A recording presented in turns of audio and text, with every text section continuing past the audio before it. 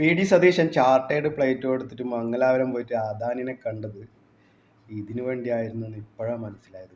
കേരളത്തിന്റെ ചരിത്രത്തിൽ തന്നെ ആദ്യമായി കുറഞ്ഞ തുകയ്ക്ക് വൈദ്യുതി വാങ്ങാൻ ഒരുങ്ങുകയാണ് KSEB. യൂണിറ്റിന് 2.95 എന്ന നിലയിലാണ് വൈദ്യുതി വാങ്ങാൻ ഒരുങ്ങുന്നത്. 200 മെഗാവാട്ട് സോളാർ എനർജി ലഭ്യമാക്കാൻ KSEBക്ക് റെഗുലേറ്ററി കമ്മീഷന്റെ അനുമതിയും ലഭിച്ചു. ഇതോടെ സംസ്ഥാനത്തെ വൈദ്യുതി പ്രതിസന്ധിക്ക് പരിഹാരമാകും.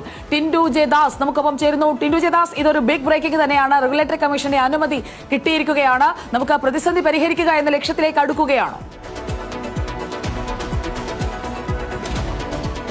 തീർച്ചയായിട്ടും സുജയ പാർവതി, സംസ്ഥാനം നേരിടുന്ന വലിയൊരു പ്രതിസന്ധിയാണ് വൈദ്യുതി പ്രതിസന്ധി. അത് പരിഹരിക്കാനുള്ള ശ്രമം KSEBയുടെ ഭാഗത്തു നിന്നും തുടങ്ങിക്കഴിഞ്ഞു.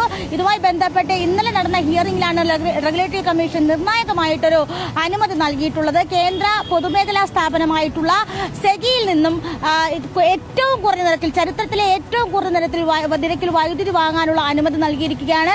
2.93 പൈസ നിരക്കിൽ വൈദ്യുതി ലഭ്യമാക്കുക എന്നായിരുന്നു KSEB ആവശ്യപ്പെട്ടിട്ടുണ്ടായിരുന്നത്. പക്ഷേ അത് താരിഫും മറ്റുമൊക്കെ ആയി വരുമ്പോൾ അത് 2.95 പൈസ എന്ന നിരക്കിലാവും. യൂണിറ്റില് 4 രൂപയ്ക്ക് താഴെ വൈദ്യുതി വാങ്ങുന്ന ചരിത്രത്തിലെ ആദ്യത്തെ തന്നെ സംഭവമാണ്. 25 വർഷത്തേക്കാണ് ഈ കരാർ, 25 വർഷത്തേക്ക് വൈദ്യുതി വാങ്ങാനുള്ള കരാറിലും ഏർപ്പെടുമെന്ന് നമുക്ക് അറിയാൻ സാധിക്കുന്നുണ്ട്.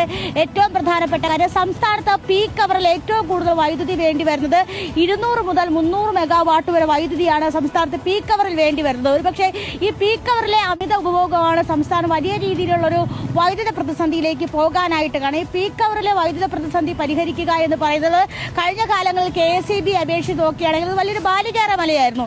ആ ഒരു പ്രതിസന്ധിയാണ് ഒരുപക്ഷെ ഇതിലൂടെ പരിഹരിക്കാൻ കഴിയുക എന്നാണ് നമുക്ക് മനസ്സിലാകുന്നത്.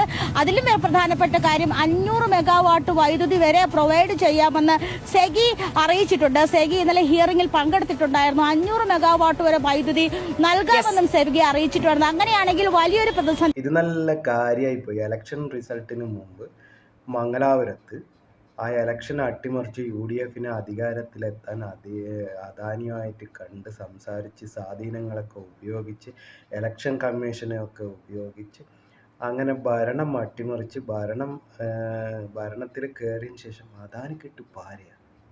ഇതെന്തൊരു സംഭവമാണ്? ഈ സതീശൻ നമ്മൾ വിചാരിക്കും പോലത്തെ ആളല്ലല്ലോ. അപ്പം